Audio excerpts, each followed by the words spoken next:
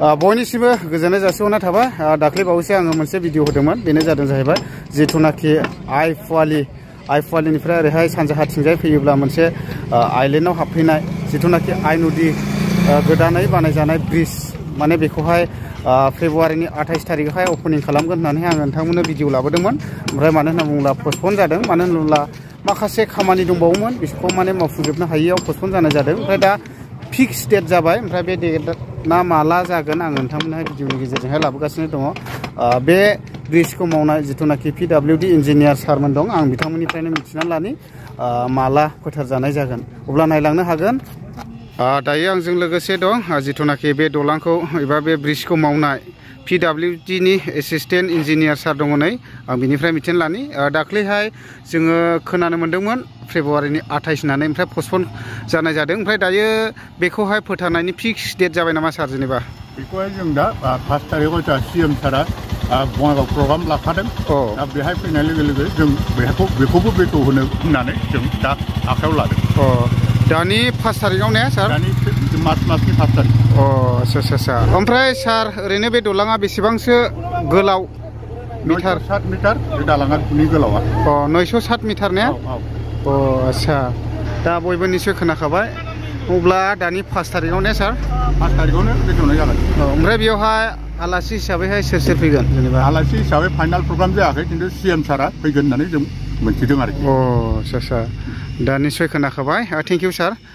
दा मिथिखाबाय निश्चय बेखौहाय माने 5 थारिखआवहाय अपेनिं खालामनाय जासिगोन दाख्लैहाय बाखि एसे खामानि थाबावनाय हिसाबैहाय बेखौहाय माने फोथारनाय जायाखिसै दा ओरैबायदि मोजाङै दलाङाथ' हाइ फाइ जाखाबाय नोंथांमोनानो निश्चय दाख्लैनि भिडिअआव नुखाबाय आं बेखौहाय माने दिन्थिबाय थालायनांगौनि खुनु प्रयजन गैला दा बेबायदि आरोखि नै ओमफ्राय बे दलाङा बेसेबांसो गोलाव बेखौबो नोंथांमोना निश्चय खोनाखाबाय ओमफ्राय नै दा एसे एनै बाखि खामानिखौ मावगासिनो आरो ओमफ्राय बेजोंनो प्लास नै बैयावहाय जिथुनाखि निउ इयार समायाव बेबायदिनो पिकनिक स्पट जायो आरोना नै बैनो जादों जाहैबाय आइफवालि पिकनिक स्पट आरो नै आं जुम बोनानै देखायगासिनो दं बेयाव जोबोद मोजां मोनसे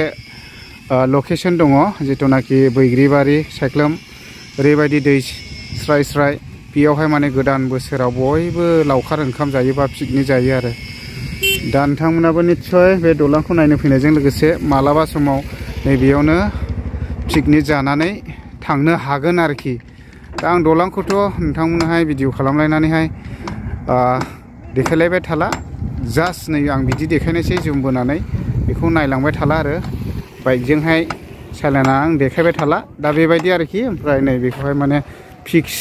फोथारनायनि डेटआ जाहैबाय 5 थारिख आरोखि गोसोआव लादो बयबो ओमफ्राय बयबो नायफैनो हागोन दा एसे बाखि दंबावो नै जाथारसिगोन आरो नै फुरा मावगासिनो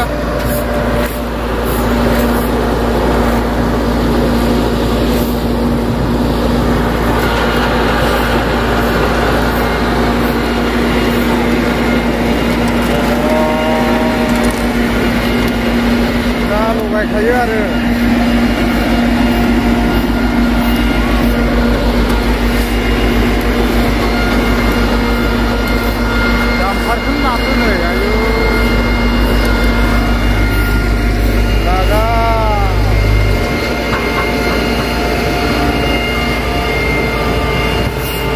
दामाखा लागाव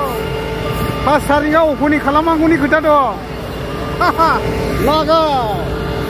बरियाल' जाखाबाय नै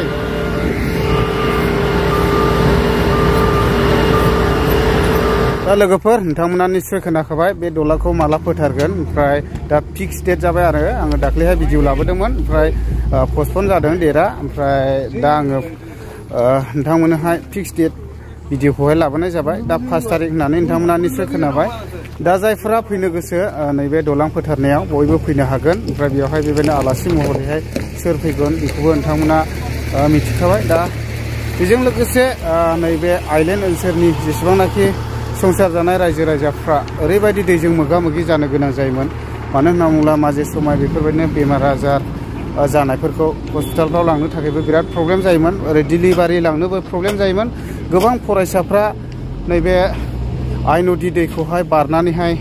थांनो फरायहैनो ओरैबायदि खस्थ' जायोमोन मालाबा समाव दैयाव गोजावनो गोनां जायोमोन मालाबा समाव साइकेल बेबायदिनो लेखा बायदिसिना बेफोरबायदि गोजावनोबो गोनां जायोमोन दा बे ब्रिजखौ जानाय लोगो लोगो बे आइलेण्ड ओनसोलाव जेसेबांनाखि संसार जानाय रायजो राजाफोर बिसोरो बे दैजोंहाय मोगा मोगि जानायनिफ्राय गोजान जानो गोनां जासिगोन आरो मथा मथि गैया जासिगोन आरो दा गोजोननाय मोनदों जोंबो 24 घन्टा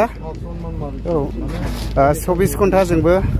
बे लामाजों हान्थियो ओरैबायदि जोंबो गोजोननाय मोनदों आरोखि